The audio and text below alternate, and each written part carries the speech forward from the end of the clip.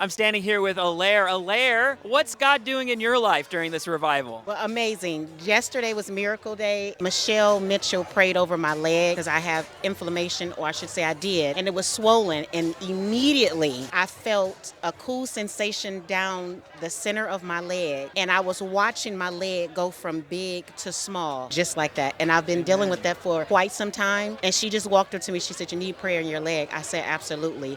And for about 20 minutes, I wasn't in disbelief or anything like that, but I was looking down. I took my shoe off just to see it. When I woke up this morning, I put both of my legs together and they're the same size. Wow. And I haven't had that in so long because one of my legs is a little bit bigger. But yesterday, I literally felt the cool sensation like drainage, just like you have a towel and it's big, and when you squeeze it and it gets smaller, that's exactly how my leg was going. Oh, wow. And I Amen. felt so good. I just wanted to just jump for joy. And I was just so excited because God is really doing miracles. He's really changing and he's really, moving in people's life. And he definitely moved for me yesterday.